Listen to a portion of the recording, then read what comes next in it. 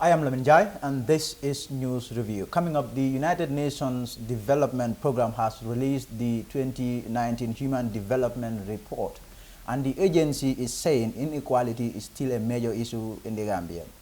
Also coming up, it's been almost a week since 62 Gambian migrants were confirmed dead after their migrant boat capsized off the coast of Mauritania. 90% of the victims are from Barra. The riverside town is in mourning. I traveled there on Saturday, and what I found is heart-rending. These and more coming up. But first, as usual, we'll begin with a review of the newspapers. I have the Standard. I also have the Point there. We'll begin with the Standard. The Standard lead story today is reporting that UDP national president says he will get Barrow re-elected. Also, Jammeh's victims demand re-arrest of junglers. Mahawa Cham's brother takes government to ECOWAS court. ECOWAS court. There, both survivors intercepted passengers transported back to Banjul. Also, government clarifies Barrow's statement on Jammeh. The lead story, their presidential advisor on religious affairs, Dembo Bojang, has said he groomed Adama Barrow to the presidency and will get him re-elected president in 2021. Addressing a meeting at Talinding Buffer Zone grounds on Saturday evening, the Bakau politician, who curiously is the national president of the United Democratic Party, told a cheering pro-Barrow crowd, "I want to tell Gambians that I am the one who made Adama president, and I'm going to make him president again for another 5 years, and another 5 years to make it 15. That's the mobile force there. He's the national president of opposition or UDP there. Jammeh's victims demand re-arrest of junglers. Also, the dozens of victims of former President Yahya Jammeh's regime, including orphans and widows, have submitted a petition to the Attorney General and Minister of Justice demanding the released junglers be arrested. Also, Mahawa Cham's brother takes government to ECOWAS court.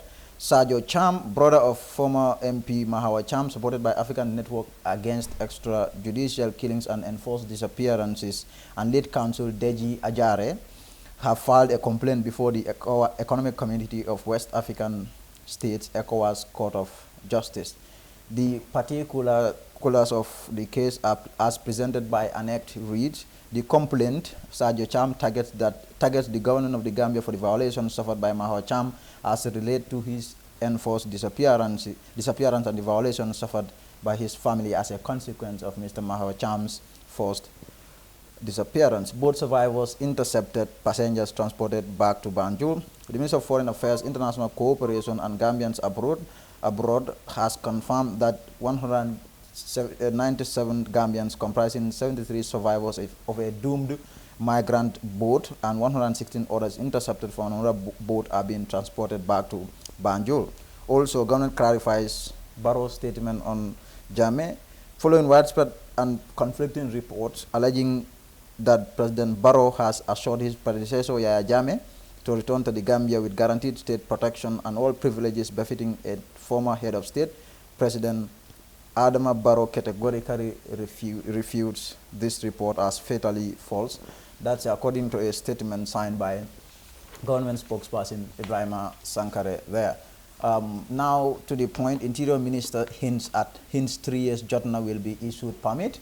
Also, government claims Barrow offers no privilege to Jammeh. Also, industry projects to overtake agriculture on GDP. That's according to the finance minister there. Government to strengthen judiciary to fast-track prosecution of traffickers. Also, EcoBank Gambia Limited wins the GCCI Business Excellence Gold Lead Level Award 2018. So the lead story on the Point is saying the Minister of Interior has assured that members of Operation 3 Years Journal will be issued a permit to protest in December, saying that the country is a democratic state.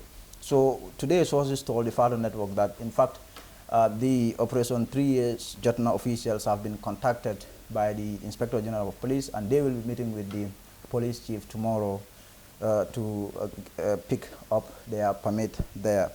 Also, government claims Barrow offers no privilege to, that's the same as on the Standard there. Industry projects to overtake agriculture on GDP.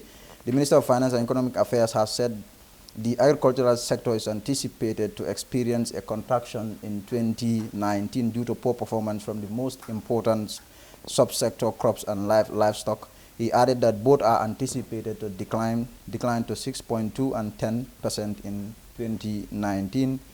Mamborinjai was speaking at the 2020 budget speech at the National Assembly on Friday. That will be all for the papers. And now to our very first story there. The United Nations Development Program today released the 2019 Human Development Report saying inequality is still a major issue in the Gambia. According to UNDP, the inequality gap between rural and urban Gambians is widening and that there is a need to closing it. More in this report.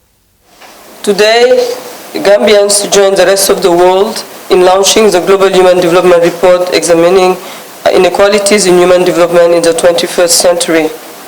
The Human Development Report is the UNDP's flagship, and since it was first produced in 1990, it captured the attention of the global community because it offers a different way beyond income of seeing the world and measuring its progress. Almost 30 years since its inception, the HDR and its Human Development Index, which ranks all the countries in the world by their level of human development, remains a powerful voice. The Human Development Report uses an approach that focuses on enriching people, opportunities and choices beyond enriching economies where people live in.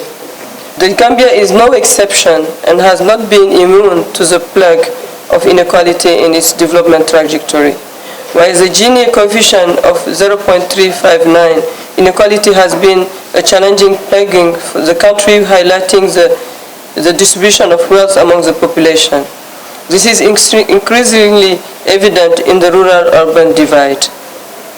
The last integrated household survey found that 69.5% of the rural population live in poverty compared to 31.2% in the urban population. Rural poverty increased while urban poverty increased over the past 5 years. The poverty headcount is 10.8% in Banjul, but 72.2% in Kwantu, and this is timely not sustainable if the Gambia is to achieve its development goals as envisaged in the National Development Plan. Barra is in mourning. Last week, a boat carrying at least 150 migrants capsized after it ran out of fuel and capsized off Mauritania, the coast of Mauritania there. 62 people died, including 11 women. Most of the victims were from Barra. It's the single biggest backway tragedy to have hit the country in recent years. We traveled to Barra on Saturday, and what we uncovered will break anyone's heart. The special report airs now. The Gambia boasts of many commercial towns that are synonymous with economic activity and growth. And if one could do a list, Barra should be there. In the past decade, Barra has managed to stand out where other Gambian towns have failed in terms of the irregular backway migration. Not many times you hear the youth of this town having their eyes firmly fixated on the perilous journey. The youth here appeared offhand about it. But after what has just happened, one might need to think again.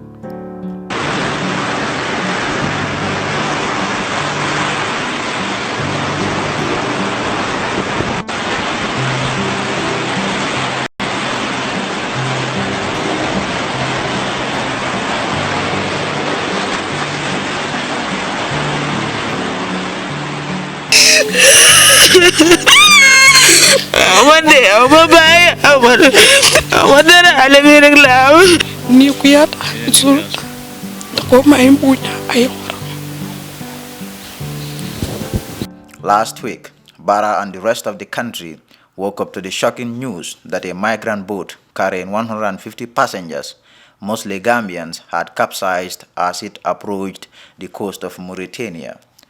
No sooner had the fact started trickling in than the country generally went numb, and Barra in particular. Not because of the mere fact that the boat launched from the town, but because most of the passengers who drowned were from the town. At least 40 people died, and one of them was 15-year-old Pausman Job.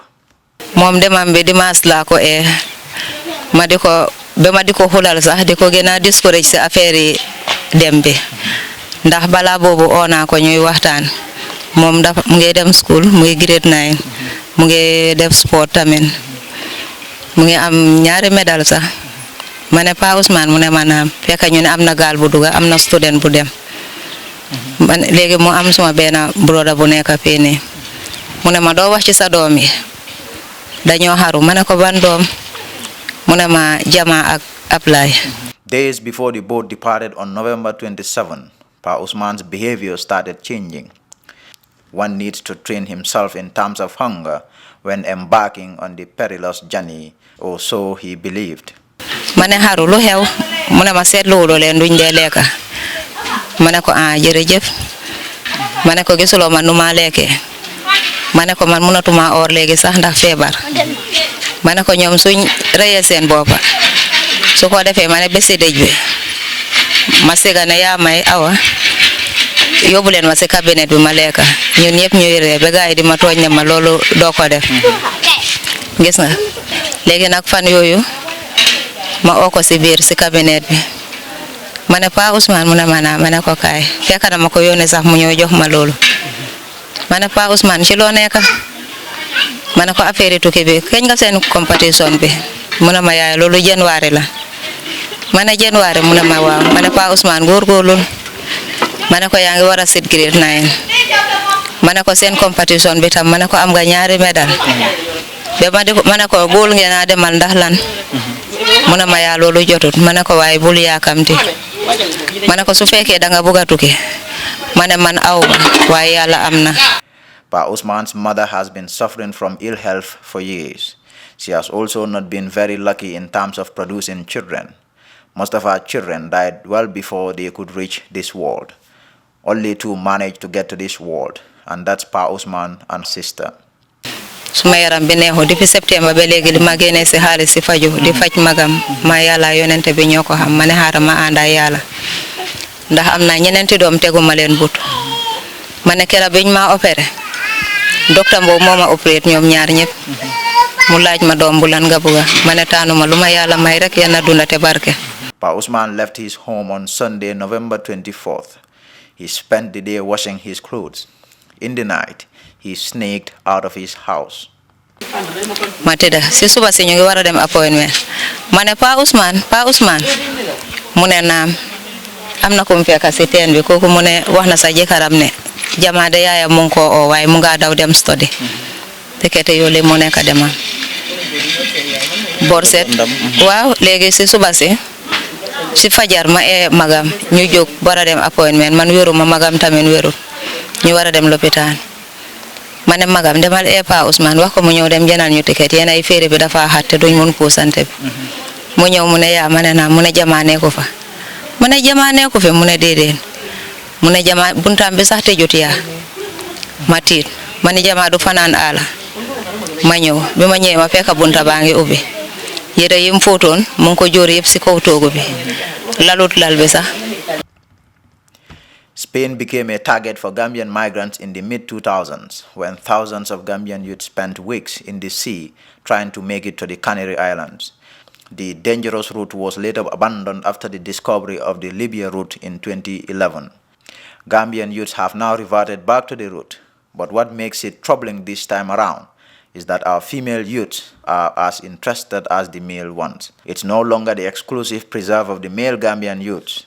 16-year-old Safiatou Barry was full of life. A grade 9 student, she and her sister Mariatu opened a business after the death of their mother last year. Man suma yaay dafa gaañu yaagut suma yaay dafa simite ñarek gaañu aw ma yaay ama bàyyi kooku rek la am yaakaar manam moom ñoo dee jaay si bidig bi. But Safiatou must have been a victim of peer influence. When news started spreading in town that a boat was leaving for Spain, Safiatou and her friends started discussing about it. For her family, she kept it under the rocks. Business was good for Safiatou and her sister, and so when the time came, she withdrew $40,000 from the shop's account. Man dama demoon Guinée bay suma ID card bi moom moo am ID card ak passeport ñu bina fa turi xaalis bi yëpp léegi moom rek moo mën a génne xaalis ndekete xale bi génne na xaalis si banque bi dem na génne parce que jigéen bu fa nekk bu ma xam a xale bi kooku ba boobu ñëwul liggéey dafa dem rek génne xaalis xale bi dem. In school, Safiatou was good in sport. She was an athlete who represented her school in competitions. Once she was ready to leave, she came up with an idea to avoid making her family suspicious. She told them she was going to represent her school at a sport competition in Farafenni. léegi yoon bi génn man xawma si dara xale bi dafa ñëw mu ne ma c'est waa school dafa war a dem aw ma Farafenni dem war a daan xale bi daf dee daw den dee dem daw mu ne ma dem fa war a dem ma ne ko waa baax na. Safiatou was one of the 11 women who died in the shipwreck. Her family is devastated. xale bi rek laa am fii yaakaar xale bi rek laa am xale bi bitig bi sax xale bi moo gën a xam xale bi dafa jàng moo xam moo dee binda yëpp dem jëndi bagage indil ma xale bi rek laa am yaakaar si suma àdduna xale bi dem nii bàyyi ma fu ma nekk nii xaw ma si suuf laa nekk du ma dee nelaw du ma dee di dara xale bi dem na nii bàyyi ma léegi dama ñaakaar rek fu ma nekk nii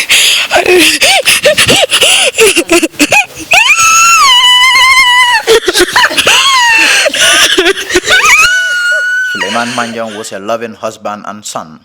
Born in Sami, Suleiman and his family moved to Barra and have been renting in Sonkokunda for years.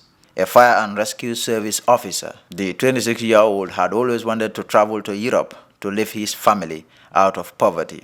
De mande mkanu dingolem. Ibe mkanu dingol timbari akana kinna bakel. Ala saya adunta na bakel. Ala saya adunta na bakel.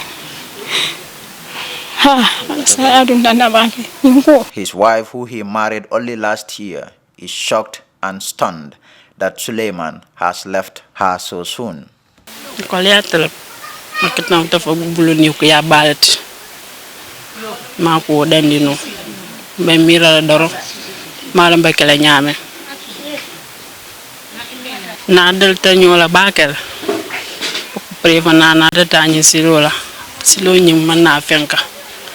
His sister describes him as sweet and respectful.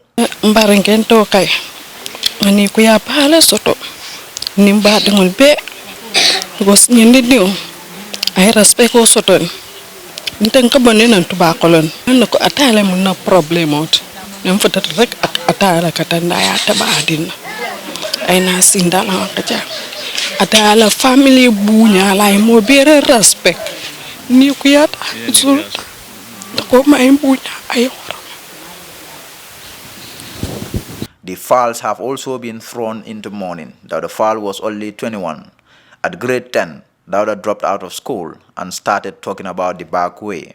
Xale yu so len laaje la mo se problème ñu wax moy ñu bo jangé ba wacca do mëna am liggéey no so len waxe la mo tax ngeen wax lolu dañ la wax ne sétal diw dafa jangé ba wacca amul liggéey so den man suma fi togué tan suma jangé amul liggéey dem na ba grade 10 fim nekkani muslim high school la nekka so depuis la ci am ma topa ci affaire back way bi ma ngi bañ. Dauda's father, Lamin Fall, had wanted him to go back to school and finish his education. But Dauda had his eyes on only one thing, and that's the back way. And so on November 24, he knocked his father's house and told him he was leaving. One man, some fair, man fair name already. So man, I do them there. So one man and I come the father. So then, motor them na. Once news broke that a boat en route to Spain had an accident, the older Fall feared the worst. A day later, he received news that his son died. He lived in denial until his neighbor, who was on the boat but survived, confirmed his son's death to him and sent him a WhatsApp audio message.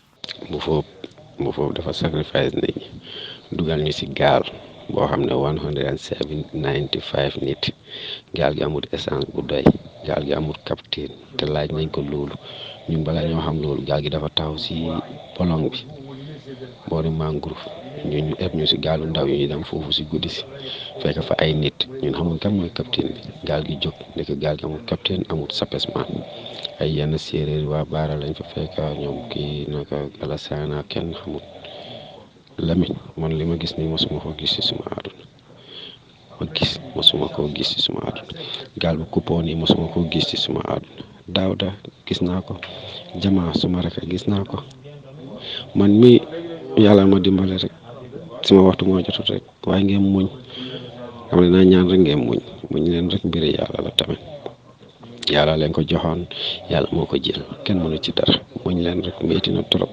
ñun ñu fi nekk dañ jooy ba mun a tut sagatuma Mahmoud jéem na lam lépp ak ñoom baaba ñu ñëpp jéem nañ billaahi wallaahi tallaahi Lamin mosuma gis lu mel nii si kaw suuf. Lamin is really devastated. naxal na ma trop waaye mënuma si dara lu xas bi am moom am na ba pare rek waaw muñ rek moo fi des waaw.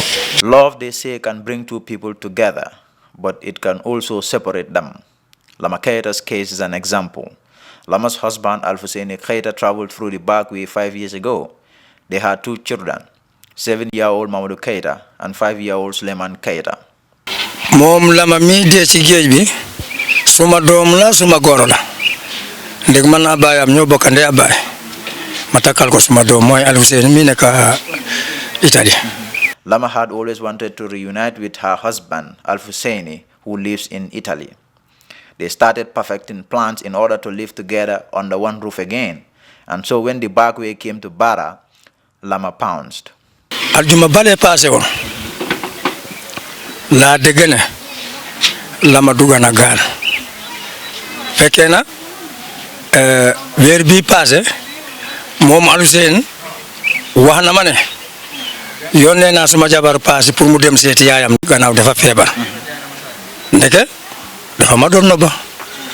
And one thing that was proving to be a problem was the kids. The kids were the only thing standing between Lama and the back way. She then managed to convince authorities at her kids' school to have the kids stay at the school. Really, bu mo yóbbu doomam bi pour dénkaane ko si school bu mo jàng private school si la jaar suma site mu indi doomam bi mu ne ko indi nga suma tooma pour mu ñëw seet si ma mu ne ma waaw dama indi sa tooma ba pare dama ko yóbbu si fu brodam di jàng si private school bu mo jàng foofu lay yóbbu sa tooma. Lama got her backway money from her husband because she didn't want her family to know what she was up to.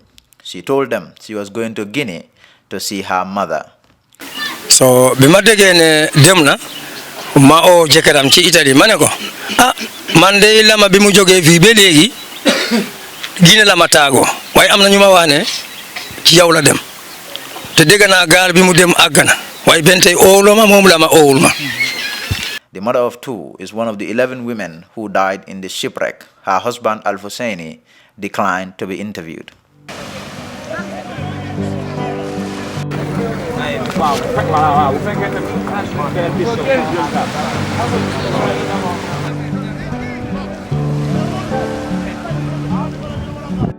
If there is anyone to pin blame on regarding the Barra tragedy, it's Usman Bahum. He owned a boat and collected $30,000 from at least 100 people, mostly natives of Barra. He promised them he will take them to Spain. But Usman was nowhere to be seen once he got word about his boat. So this house right here is where Usman Bahum was living. This is where he was staying. But this house is locked. You can see it has been padlocked. And then we got here and then we spoke to his neighbors. And what they told us is that it has been days since they last saw Mr. Bahum. And what we have been told is that as soon as the news of this accident emerged, people started scrambling for information regarding their loved ones. So they came here to find out what really happened. So as soon as that started to happen, that was when he left. We have been told he left together with his mother. So it's really quiet here. The door is locked. No one is inside. And if you look this way, you realize that there is a ram, a very big ram. And what we have been told is that he is the one who owns this ram. But Mr. Bahum has not been seen for days. Another person whose name is being bandied as having a hand in Barra tragedy is Babukar Fai, the Alcalo of Barra. He is accused of selling the vessel to Usman, and some people have gone as far as calling for his arrest. Lu baax luy ñëw ci dëkk bi ci def ci ci jëf ci wax dinaa ci bokka waaye lii gën a bon ci dëkk bi tamit su fi ñëwee su ma ci bokkul rek nga xam ne man barkewuma parce que noonu la ma yàlla bindee waaye nag sant naa yàlla ba nga xam ne nit ku foog lu bon ci man dooma ca fekka dañoo foog yàlla rek moo mun a yaaxa nit foofu laa ko téye waaye amul benn doomu aadama bu mun a yaaxa man fi mu nekk ni dara safatuñ ma gisatuma kenn ku ma mun a yaaxa ba ma saf ngir lan façon yaaxa bu nekk yaaxa nañ ma ko ci dëkk bi te duñ ma fa dee fekka moo tax nit ñi dama leen a bàyyi ñuy wax lu leen neex nañ ko dëkk bi nañ wax lu leen neex su fekkee ne man dama bokk ci lii yal na ma yàlla xalak. Barra is in mourning. The town has been touched to its core, and while the youth here join the rest of the community to mourn victims of last week's boat disaster, they have things to tell the government. xam nga ñaata booy dafa metti ba si kanamu yàlla waaye lu yàlla def kenn mënu si dara waaye dama bëgg tamit ñu gëstu xale yi si dëkk bi te ñu xam ne ñu ñooy ndaw réew bi tamit yi nga ñu des si géej bi tey kenn xamut ëllëg lu ñu waroon a doon suñu amoon fuñu jàppandu mais bi dinañ fa toog ñu jàppandu fa liggéey ba kër ak yàlla di ñëw wasekale ñu dem. yow kan nga fa xam ko nga xam ne like xam nga leen mu nga wax ne kii suma xarit la ki nga xam ne. ku nekk fii Jama suma raka la Energy ku nekk fii suma raka la Daawda ku nekk fii suma raka la ñun ñëpp ñoo doon toog fii nii si campé bi di naanee brade bi ataaya ñun ñëpp soo dafa bëri ñu ma xam eso ñëwaguñ dafa bëri. dafa metti so dama bëgg gaay ñu gëstu ndaw yi tey ji. When President Adama Barrow first came to power in January 2017, many Gambians believed he would turn around the fortunes of the country. But after almost 3 years in office, that expectation remains largely unmet. Gambian youth still do not have any real opportunities. Frustration is piling. In Barra, the youth here now looked determined to take matters into their own hands. And while the town tries to put back the pieces together, the feeling of live a better life or die trying is palpable and strong. A very difficult moment there in Barra. So that's it for today's news review. Thank you very much for being there. We will be back tomorrow. Until then, my name is Lamin Jai.